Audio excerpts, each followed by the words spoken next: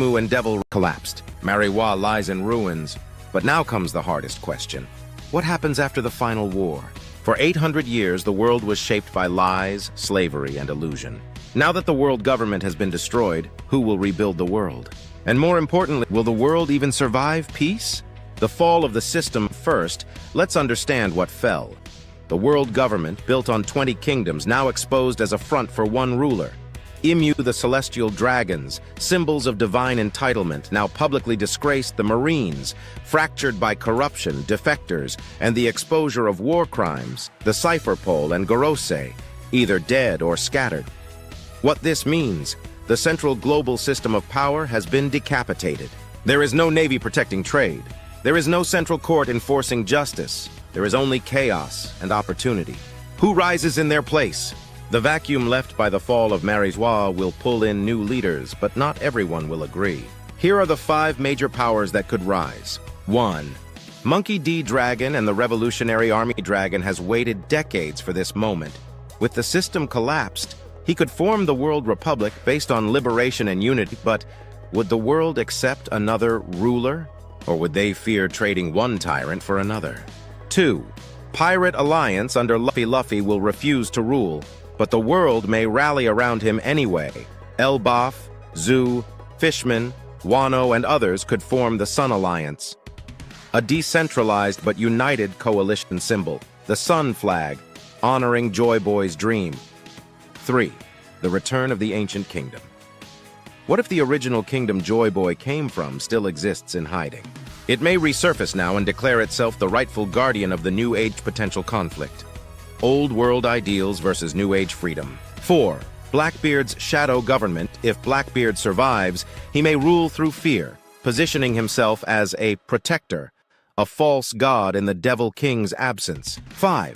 Vegapunk's scientific council with knowledge freed. Vegapunk may offer a techno-meritocracy, governments based on progress and peace, but this opens dangerous doors, like weaponizing the Seraphim or controlling ancient weapons. The fate of the devil. Fruits, with Imu and the devil race sealed again. What happens to the devil fruits? 3 major possibilities. 1. They begin to disappear with the devil race. Fragments purged. Fruits may start to rot or vanish after death. New generation powers may rely on haki and unity, not curses. 2. They become stable powers. Without devil manipulation, fruits become pure tools like Nika's fruit. Joy Boy's ideals overwrite the system. 3. A final fruit awakens, the Godbreaker. A mysterious final devil fruit may awaken, representing the balance of all powers. Whoever eats it could either destroy the world or reshape it. The reconstruction of the world, a new world must be built. These are the key territories. Wano becomes a cultural and spiritual capital. Elbaf, military might, and ancient wisdom. Fishman Island finally moved to the surface. Zoo, archives of the Void Century. Baltigo, new revolutionary base. Egghead Island, tech capital. Each region contributes something. No one king, no single capital. True equality at last. Luffy's final decision. When the war ends, everyone will look to Luffy. They'll say, "You won, you're the pirate king, rule us," but he won't. Luffy will sail away just like Roger. "I'm not your king, I'm just a guy who loves meat and friends." And just like that, the man who changed the world vanishes with a smile. The true peace era begins. The One Piece wasn't gold, it was a vision. And now, after 1,000 years, that vision becomes reality. No slavery, no borders, no gods ruling above men, just people united under the sun. The will of D fulfilled. And the world? It finally learns how to laugh again. Comment if you believe in a new era. The sun rises on a free world. And subscribe for the bonus finale, Blackbeard's Last Betrayal, the God Killer Plan. Part 6 of Imu and Devil Race Theory series. The Devil King has fallen. Imu is gone. The Red Line has collapsed. Mariwa lies in ruins. But now comes the hardest question. What happens after the final war? For 800 years, the world was shaped by lies, slavery, and illusion. Now that the world government has been destroyed, who will rebuild the world? And more importantly, will the world even survive peace? The fall of the system first, let's understand what fell. The world government, built on 20 kingdoms, now exposed as a front for one ruler. Imu the celestial dragons, symbols of divine entitlement, now publicly disgraced the Marines, fractured by corruption, defectors, and the exposure of war crimes, the Cypherpole and Gorose, either dead or scattered. What this means, the central global system of power has been decapitated. There is no navy protecting trade. There is no central court enforcing justice. There is only chaos and opportunity. Who rises in their place? The vacuum left by the fall of Marijois will pull in new leaders, but not everyone will agree. Here are the 5 major powers that could rise. 1. Monkey D. Dragon and the Revolutionary Army Dragon has waited decades for this moment. With the system collapsed, he could form the World Republic based on liberation and unity, but would the world accept another ruler? Or would they fear trading one tyrant for another? 2. Pirate Alliance under Luffy will refuse to rule, but the world may rally around him anyway. Elbaf, Zoo, Fishman, Wano, and others could form the Sun Alliance. A decentralized but united coalition symbol, the Sun Flag, honoring Joy Boy's dream. 3. The return of the ancient kingdom. What if the original kingdom Joy Boy came from still exists in hiding? It may resurface now and declare itself the rightful guardian of the New Age potential conflict. Old world ideals versus New Age freedom. 4. Blackbeard's shadow government. If Blackbeard survives, he may rule through fear, positioning himself as a protector, a false god in the Devil King's absence. 5. Vegapunk's scientific council with knowledge freed. Vegapunk may offer a techno-meritocracy, governments based on progress and peace, but this opens dangerous doors, like weaponizing the Seraphim or controlling ancient weapons. The fate of the devil. Fruits, with Emu and the devil race sealed again. What happens to the devil fruits? 3 major possibilities. 1. They begin to disappear with the devil race. Fragments purged, fruits may start to rot or vanish after death. New generation powers may rely on hockey and unity, not curses. 2. They become stable powers. Without devil manipulation, fruits become pure tools like Nika's fruit. Joy Boy's ideals overwrite the system. 3. A final fruit awakens, the Godbreaker. A mysterious final devil fruit may awaken, representing the balance of all powers. Whoever eats it could either destroy the world or reshape it. The reconstruction of the world, a new world must be built. These are the key territories. Wano becomes a cultural and spiritual capital. Elbaf military might and ancient wisdom. Fishman Island finally moved to the surface. Zoo, archives of the Void Century. Baltigo, new revolutionary base. Egghead Island, tech capital. Each region contributes something. No one king, no single capital. True equality at last. Luffy's final decision. When the war ends, everyone will look to Luffy. They'll say, "You won, you're the pirate king, rule us," but he won't. Luffy will sail away just like Roger. "I'm not your king, I'm just a guy who loves meat and friends." And just like that, the man who changed the world vanishes with a smile.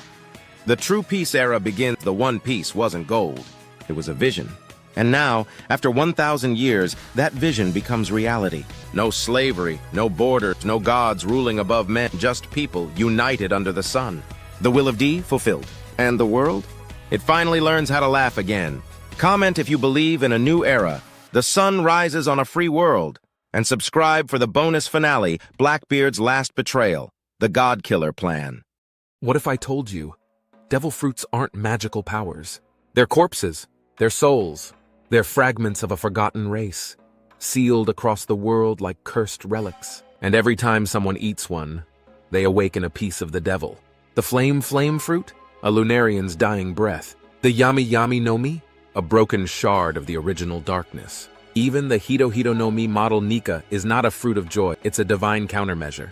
Because 800 years ago, when the devil race was erased, they scattered their power into fruit, and now that power is returning. The origin of the fruits isn't science or magic, Vegapunk said. Devil fruits are born from human desire. But what if that's only half the truth? Because desire can be engineered. These fruits aren't random, they're too specific. Too themed, too repetitive across generations. Smoke, flame, darkness, illusion, reanimation. These aren't dreams. They're memories. Powers sealed from a race so dangerous, even the world government didn't try to suppress them. They tried to erase them from history. Devil fruits are soul containers. Let's go deeper. Why can only one person eat a fruit at a time? Why does the fruit reappear elsewhere when they die? Why does Blackbeard's body house more than one? Because each devil fruit is a soul-binding crystal, a piece of a being's essence, sealed into reality. When someone eats the fruit, their body becomes the vessel. Their mind fights the will inside. If they win, they control the power. If they lose, the power controls them. This explains Smile users losing their emotion zones. Resisting their users, Luffy laughing uncontrollably in Gear 5. Not because he's crazy, but because Nika's soul is laughing through him, the Devil Race's death ritual. Here's the forgotten truth. The Devil Race, in its final days, performed rituals of fragmentation. They couldn't survive the war against the sun gods, so they performed Kigan no Gishiki, the demon will ritual. Each being sacrificed their flesh, their powers, and their souls into vessels, creating the first generation of devil fruits. Each fruit is a curse of resurrection, waiting for a compatible host. And the one who figures this out? Blackbeard. He's not collecting powers. He's reassembling the race. Joy Boy's counterplan, the Nika fruit. There is one fruit that doesn't fit. The Hito Hito no Mi model Nika. It doesn't grant destruction. It doesn't corrupt. It doesn't whisper madness. It creates joy. It drums a rhythm that Zunesha remembers. It breaks illusion by laughing through despair. That's because it wasn't made by the devil race. It was made by the sun god. The Nika fruit is not a devil fruit. It's a divine fruit, a holy program, injected into the devil fruit system as a virus to counter the return of the devil race. And now that Luffy has awakened it, the virus is spreading. What if every fruit is a fragmented being? Flame, equal sign. Wrath, love, equal sign. Lust, chop, equal sign. Madness, dark, equal sign. Despair. Clear, equal sign. Deception, slow, equal sign. Time. Distortion, revive, equal sign. Undeath, string, equal sign. Control, operation, equal sign. Sacrifice. Do you see the pattern? These are not abilities. They're aspects of a broken god. The devil race wasn't made of soldiers. It was made of archetypes, powerful beings representing primal chaos. And every fruit is one piece of that puzzle. Which means, if someone combines enough of them, the Devil King can be reborn. IMU's true role, the gatekeeper of the fragments. Why has the world government hidden devil fruit knowledge, hunted certain fruits like Nika and Ope? Let Blackbeard live despite being a massive threat. Because Imu is the original host. Imu is the last complete soul of the devil race, bound by the Mara no Mi. They want the fragments back, but they also fear being replaced. So they're letting the world tear itself apart, collecting pieces, until the last moment when they strike and reclaim it all, unless someone else assembles the puzzle first. The final theory: devil fruits were never meant for humans. The sea hates devil fruits. The sea remembers what they really are. That's why users drown. That's why Sea Kings attack. That's why Zunesha only reacts to the drums of liberation, not devil fruits. The sea knows the devil race was unnatural, and now the world is flooded with their fragments. One person, Luffy, is resonating with the sea, because the Nika fruit rebuilds what the devil fruits broke: joy, unity, song, life. What if devil fruits aren't evil?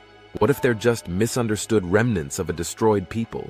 And what if the final war isn't about destroying the devil fruits, but freeing the souls trapped inside them? Maybe Luffy won't erase the system. Maybe he'll liberate it.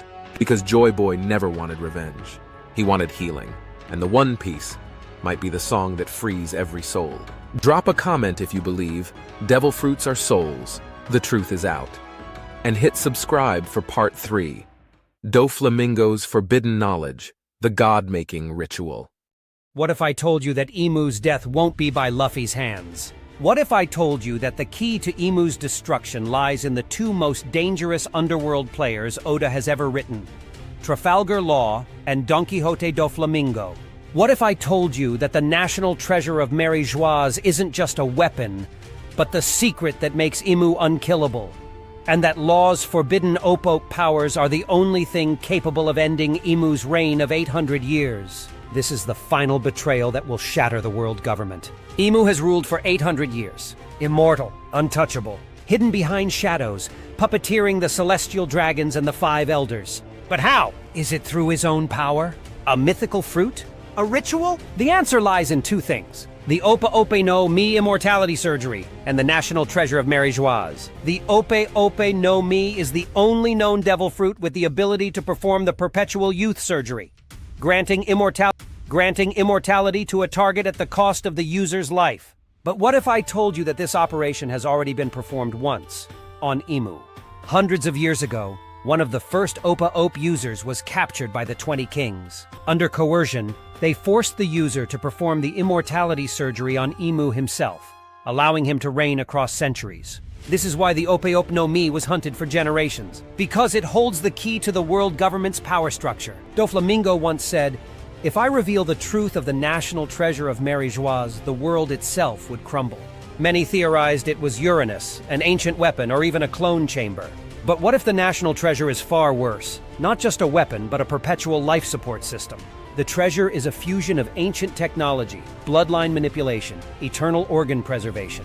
It maintains Emu's immortality across time. Even after receiving the Ope Ope operation, the body still ages slowly. The treasure preserves Emu's mind, essence, and allows him to hijack or regenerate failing organs indefinitely. Emu is not just immortal biologically. He is a hybrid of technology, forbidden science, and the Opa Ope legacy. Here's where it gets dangerous. Doflamingo knows the full truth. As a former celestial dragon, he learned the secret behind Emu's immortality. This knowledge gave him power to blackmail the world nobles and operate freely in the underworld. His obsession with the Opa Ope no Mi wasn't random. He wanted Law to either serve him or die delivering the surgery. But here's the twist. Doflamingo doesn't serve Emu. Doflamingo serves himself. He's been waiting for the right time. The moment Emu weakens, the moment the world cracks open, and that time is now. Law carries the last perfect Ope Ope fruit in history. He holds the knowledge of the immortality surgery, mastery of Room, Gamma Knife, and K-Room, all techniques capable of bypassing physical defenses. But Law is trapped between two impossible choices. Perform the immortality surgery again, sacrificing himself, potentially for Luffy or another Joy Boy candidate. Or do the unthinkable. Reverse engineer the immortality surgery to dismantle Emu's eternal life.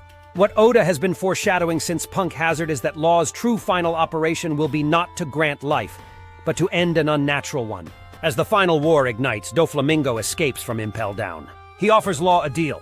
You want to take down the throne? You need my knowledge. You need my access to the treasure. I know the blueprints. You know the surgery.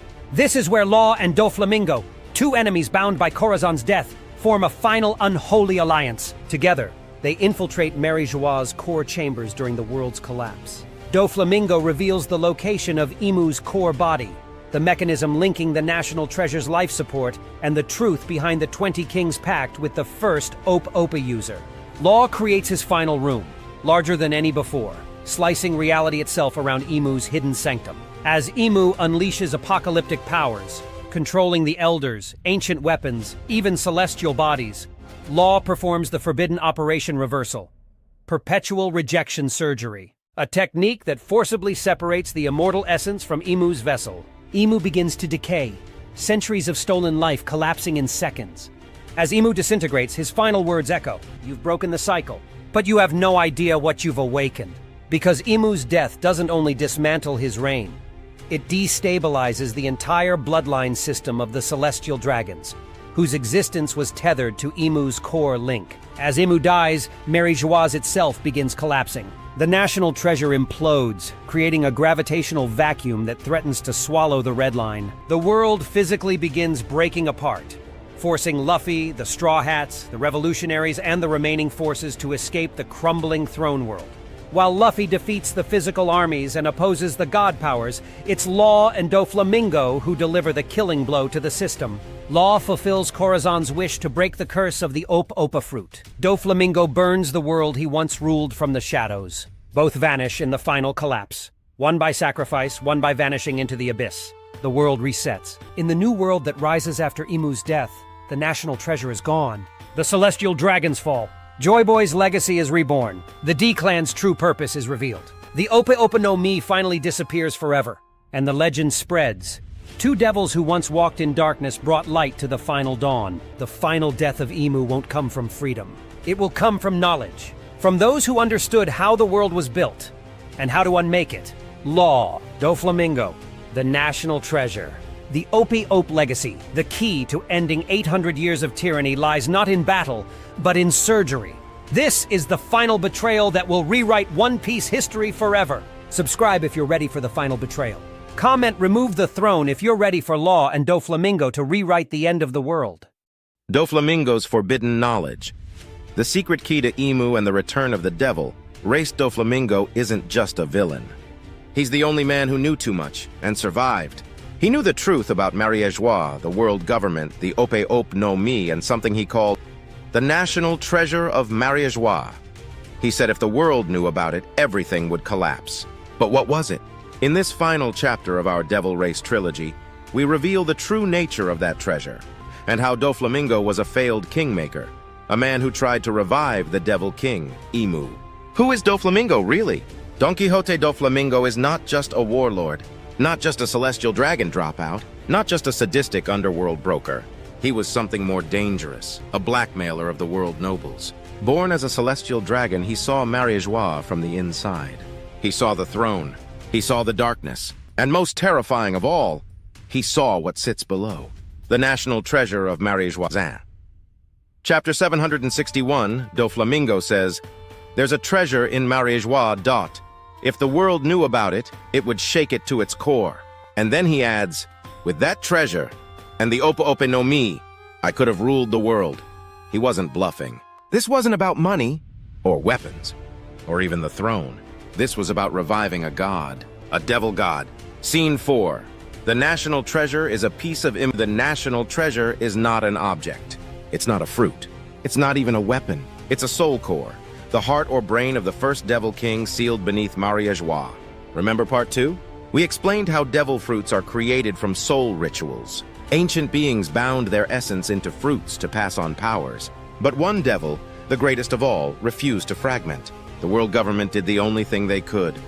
They sealed it under the Red Line and built Mariejois on top of it. That's the true origin of the Holy Land. Doflamingo wanted to become the devil.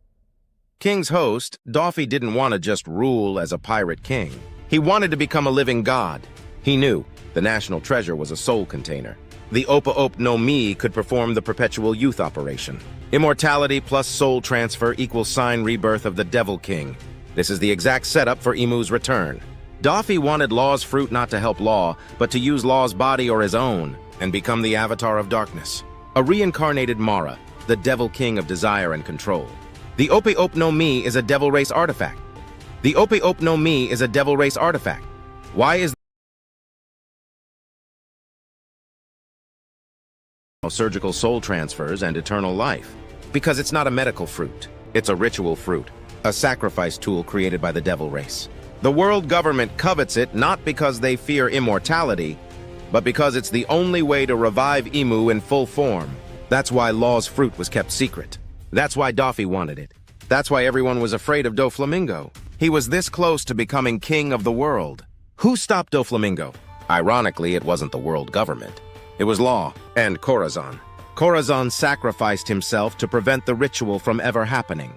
He stole the Ope no Mi, gave it to Law, and hid Law's potential from the world. Because if Law had been raised by Doflamingo, the Devil King would have already returned. But fate had other plans. Now Law and Luffy, both carrying forbidden legacies, are the keys to ending the devil race once and for all. Why Emu allows Doflamingo to exist, despite threatening the celestial dragons, murdering civilians, and running an underworld empire, Doflamingo was never erased. Why? Because Emu allowed him to live. Doflamingo is a backup plan, a half-suitable host, a plan B in case the Gorosei fail. He may not be the perfect vessel, but he's useful.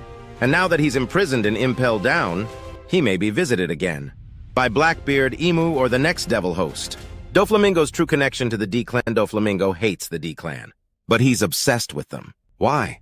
Because deep down, he knows the D-Clan are the natural enemies of the devil race. They are not just rebels. They are descendants of the sun gods, the ones who stopped Emu the first time.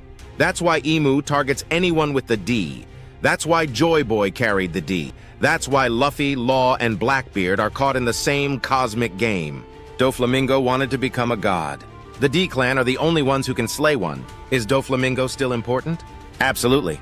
He holds the deepest lore in One Piece. And he's still alive. He may reveal the truth to the Straw Hats. He may break out during the final war. Or he may be chosen as the vessel of Imu if the Gorosei fall. Remember, One Piece villains never truly disappear. And Doflamingo? He's not done. He's just waiting. The Devil Race saga continues. Now we understand. The national treasure is the Devil King's core. The Opa Opa no Mi is the sole ritual tool to revive them. Doflamingo was meant to be the host.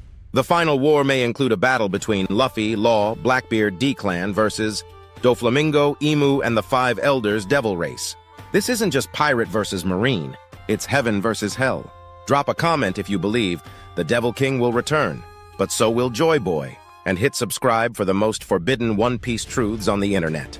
Next episode, teaser next episode, Joy Boy's Secret Army, the Return of the Sun, God's warriors from Elbaf, Shandora, and the Moon. Let the final saga begin. What if I told you? The final battle of One Piece isn't pirates versus marines. It's a war between the ancient gods and the final devil. After 1150 chapters, we might finally know Imu's true race, power, and goal. Big Mom's obsession with races wasn't random. She collected nearly every species, but failed to obtain 3 giants because of her fallout with Elbaf. Lunarians who were nearly extinct. Buccaneers, a mysterious race Kuma belonged to. But there's a 4th race. One Big Mom feared too much to name.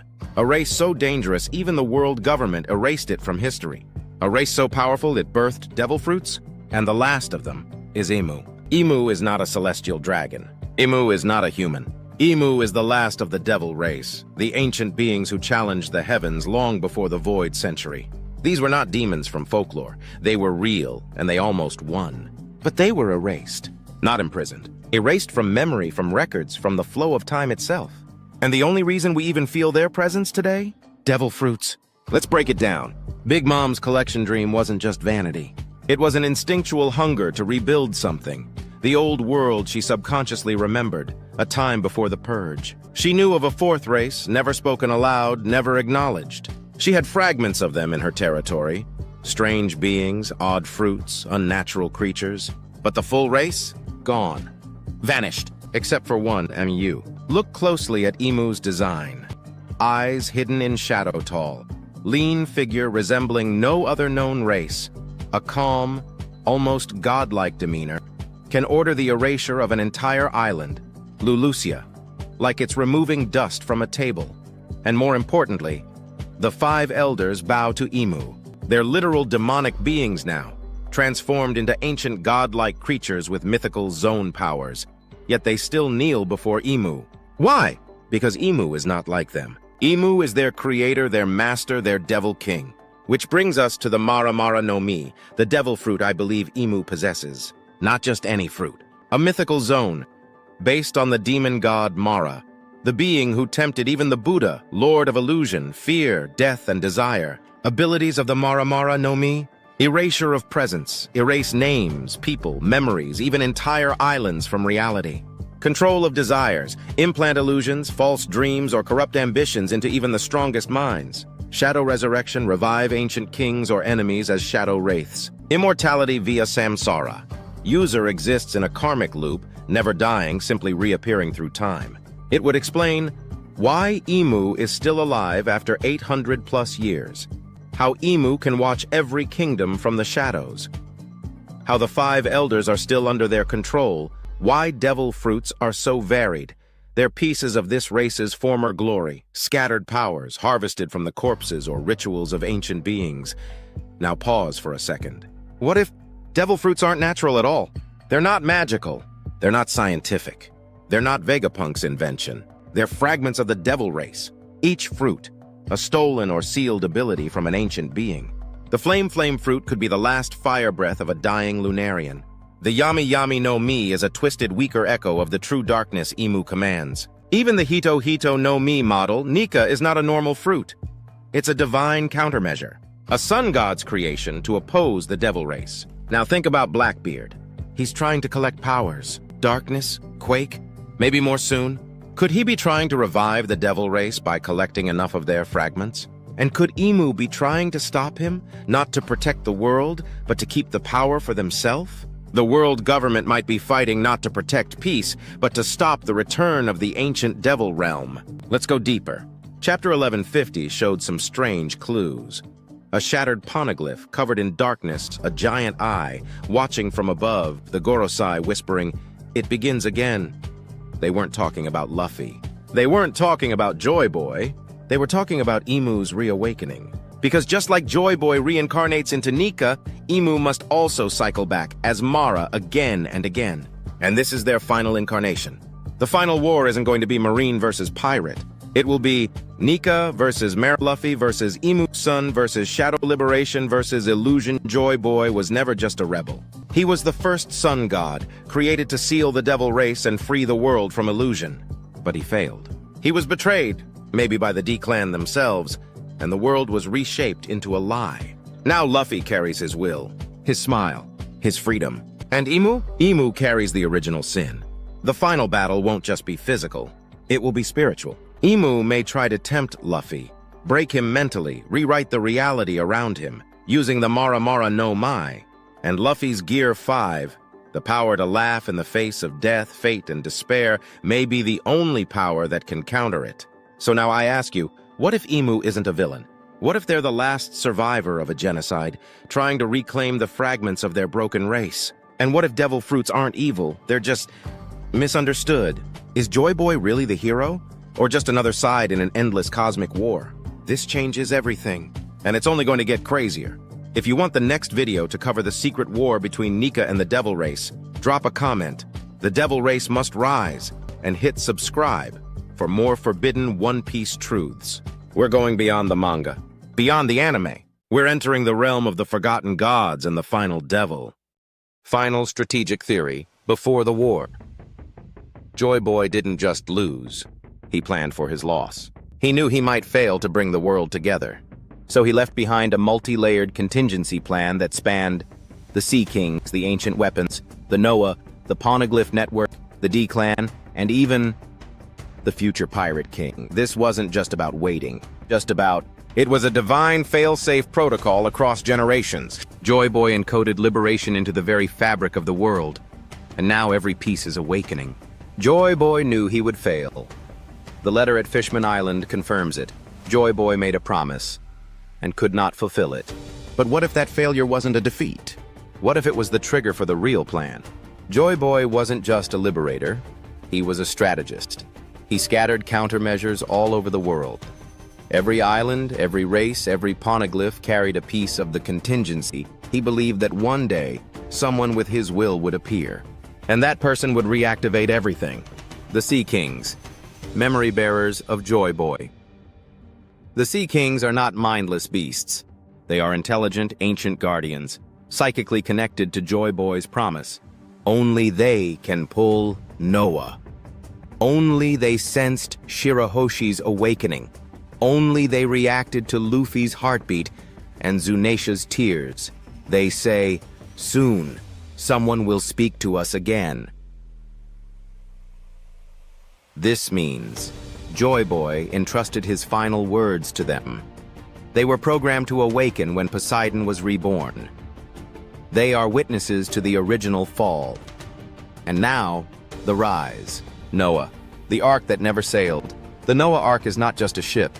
It's a mobile poneglyph, a weapon carrier, and possibly even a portal device. Built by the fishmen with the help of an ancient kingdom, it was designed for evacuation in case of world destruction, transporting the Sea King's chorus, holding a forgotten secret or weapon sealed within. Its name is a reference to Noah's Ark, preservation before divine reset. Joy Boy's plan was to relocate Fishman Island when the time came. And now that time has come. Poseidon, Pluton, Uranus, the tri-weapon strategy. Joy Boy didn't intend to use the ancient weapons destructively. He intended to use them as a balance mechanism to destroy the world government only if diplomacy failed. Each weapon has a unique role. Poseidon, command over sentience. Controls Sea Kings, awakens. Living guardians of the planet. Trigger, Shirahoshi's birth plus drums of liberation. Pluton, world shifter. Hidden in Wano, capable of remaking the geography of the world. Trigger, Wano's borders opening plus Nika's return. Uranus, sky authority. possibly connected to the Red Line, weapon used by the world government to destroy Lulusia.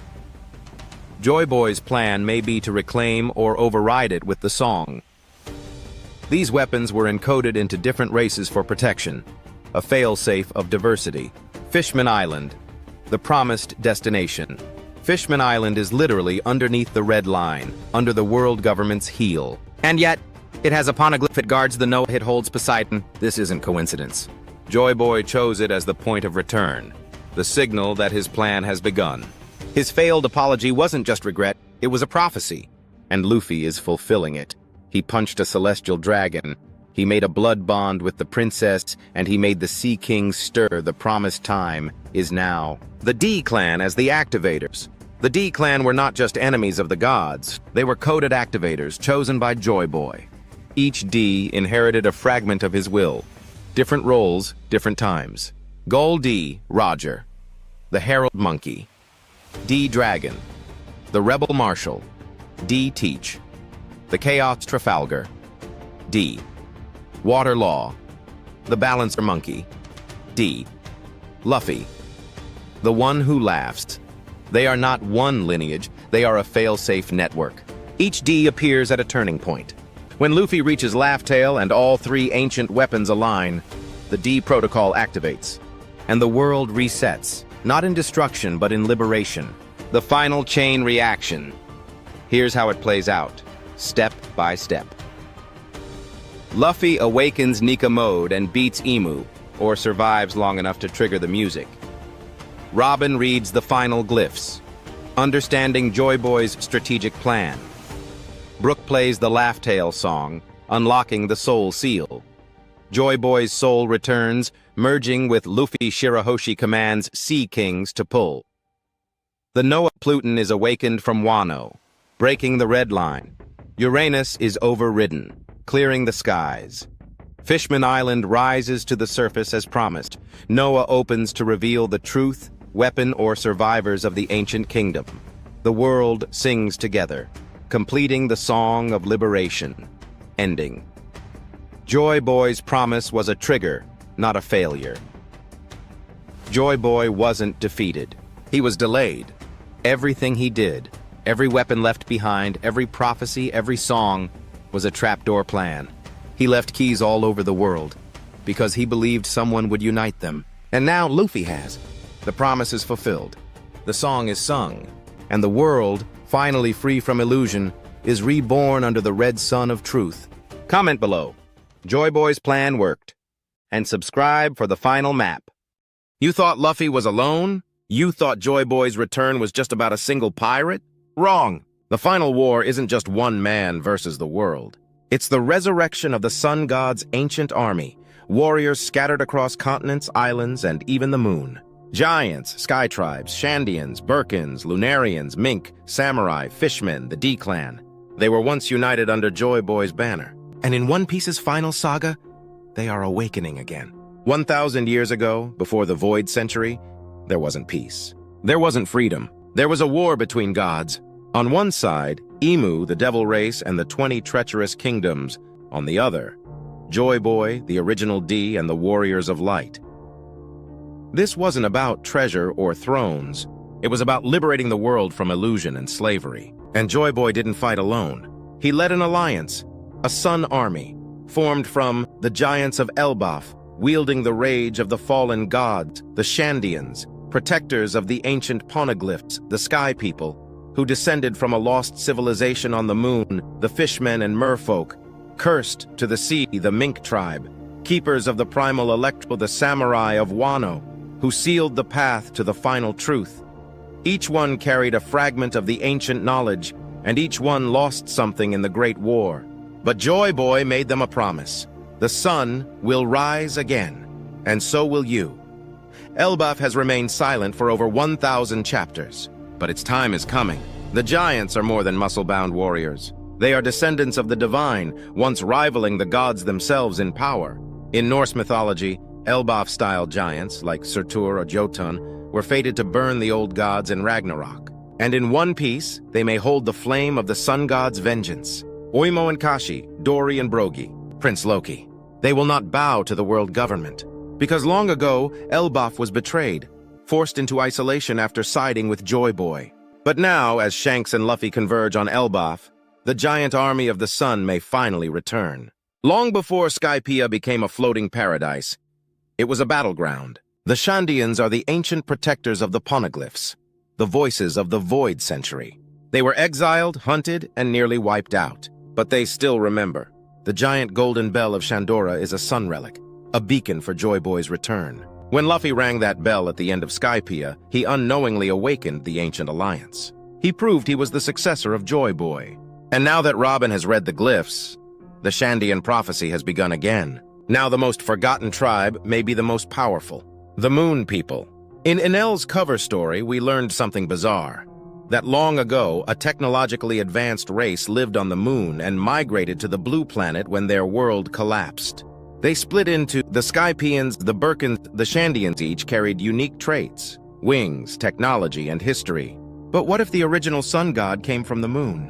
What if the final army isn't just planetary, but celestial? When the final war begins, we may see the return of the Moon Warriors, possibly even Enel, now reformed or weaponized, returning with an army of automata. Zunisha isn't just an elephant. It's a walking remnant of the sun god's army, Joy Boy's original mount or ally. When Luffy awakened Gear 5, Zunisha reacted. I hear them, the drums of liberation. The Mink tribe, too, are not ordinary warriors. They possess Electro, a form of primal energy. Their Sulong form is activated by the full moon, the symbol of enlightenment. They pledged loyalty to Joy Boy's will even before knowing Luffy in the final battle. Zunisha will walk to war once again, and the Mink, under Inuarashi and Nekomamushi, will unleash the Sulong Legion against the Devil Race's shadows. The fishmen suffered centuries of slavery, branded as inferior. But that began after the war with Joy Boy. Joy Boy loved the fishmen and made a promise to the Mermaid Princess, a promise to unite the world above and below the sea. He failed, but he left behind his voice. Now Shirahoshi is Poseidon, an ancient weapon and the true queen of the Sea Kings. She alone can summon every Sea King on Earth. Imagine this. In the final battle, as Imu rises from Mariajois, the oceans tremble. And from the depths, tens of thousands of Sea Kings emerge, crashing into the red line like divine tidal waves. The fishmen will rise, not as slaves, but as kings of the deep. Wano is not just a closed country. It is a sealing ground. The Kozuki clan, creators of the poneglyphs, were the ones who locked away the greatest truth, and possibly even the Devil Race's remnants. The ancient weapon, the Void Century, the gateway to Laugh Tale, all of it is tied to Wano. The samurai are the keepers of that gate. Zoro, Momo, Yamato, all carry the legacy of warriors who once fought alongside Joy Boy. And the new shogun of Wano has already chosen a side. When the borders open, Wano will march once more, with swords drawn, with the moon high, to fight the devil's illusion with the truth of steel. All these tribes, all these warriors are waiting for one signal, and it comes from the will of D. Luffy, Law, Dragon, Saul, Blackbeard. Each one represents a fragment of Joy Boy's legacy. Some will unite the army, some will betray it, but only one will ring the bell. The bell of liberation. Luffy isn't building a pirate fleet. He's rebuilding the Sun God's army. And in the final war it will be Elbaf, Giants, Sky Warrior, Shandians, Minks, Samurai, Fishmen, Un descendants, all under one banner, the flag of the sun. Imu will not sit idle. The Devil Race will rise. The 5 elders reanimated devil beasts, the Cypher, Paul, Seraphim, possibly Doflamingo, revived as a devil host, but Joy Boy's army has begun to gather. The drums have started. The red sun will rise. And when it does, the age of the final pirate king will begin. Drop a comment if you believe in the return of the Sun Army, the Red Sun shall rise again, and hit subscribe for part 5. The final battle, Luffy versus Imu, Sun God versus Devil King. This is it, the battle that will decide the fate of the world. Not Marineford, not Onigashima, the true final war, Sun God, Luffy versus Devil King Imu.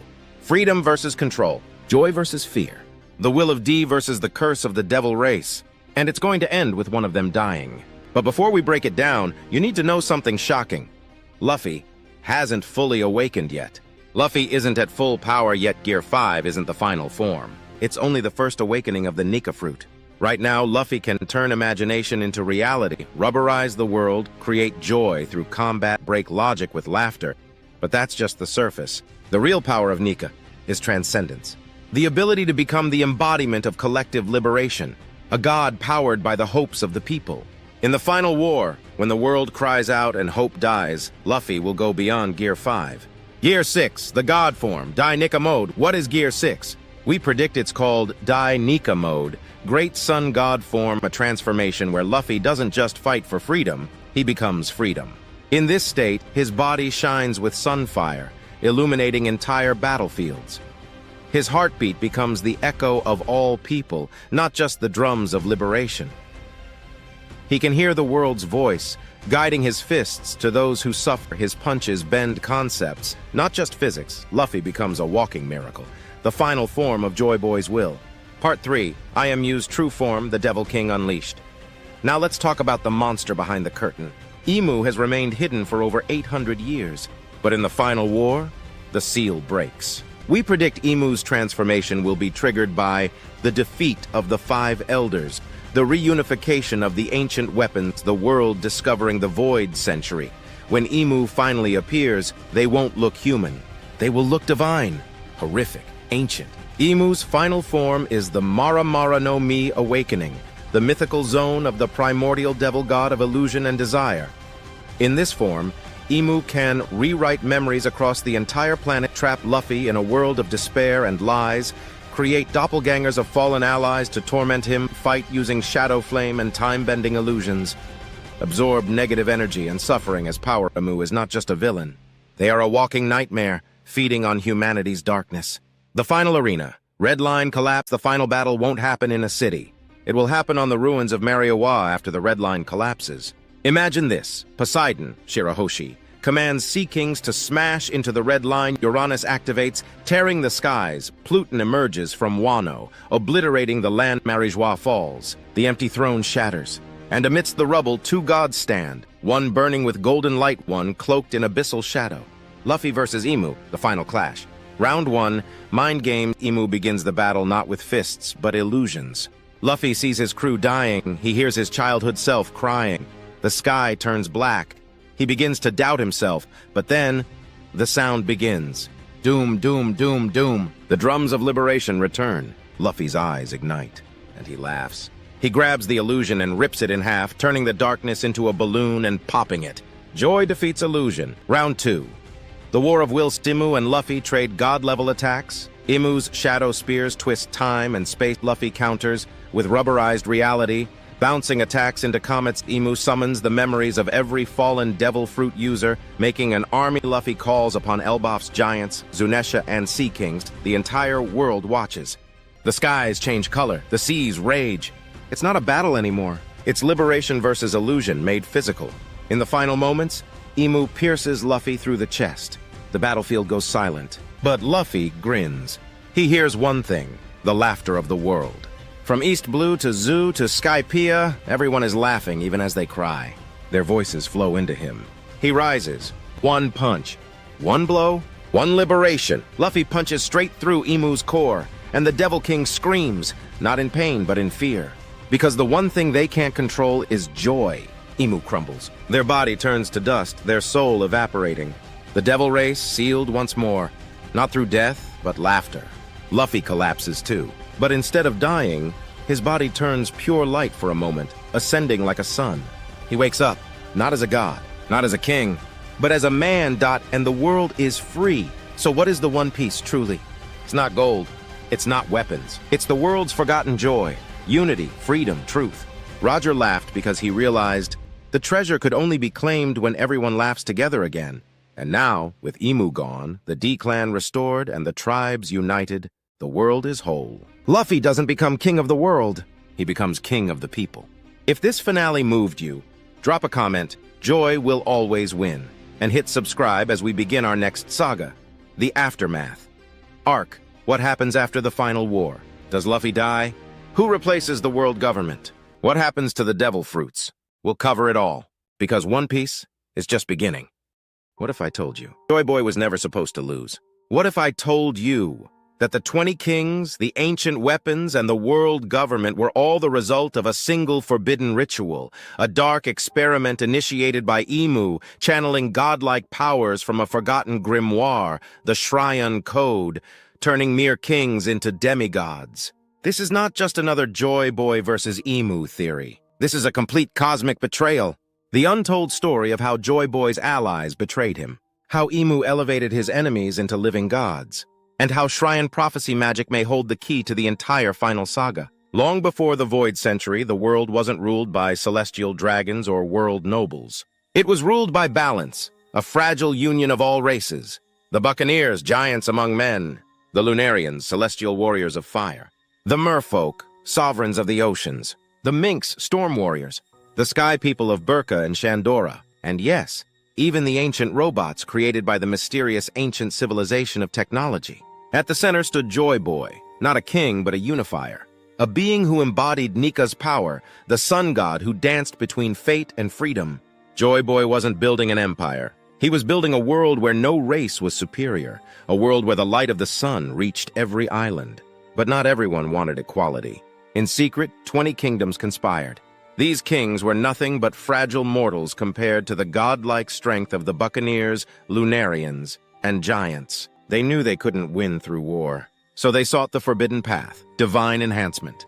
This is where Imu enters the stage. Imu wasn't a ruler. Imu was the high priest, the secret keeper of the Shrion Grimoire, a book of otherworldly magic that manipulated fate, time, genetic codes, and life itself. The Shrion Grimoire wasn't from this world. Its origins predate even the ancient kingdom. With it, Imu offered the 20 kings a terrifying bargain. Abandon your humanity and I shall elevate you into god kings. Through rituals combining Shrion prophecy, magic, forbidden gene splicing, and energy drawn from the sea devil itself, the 20 kings became the divine council.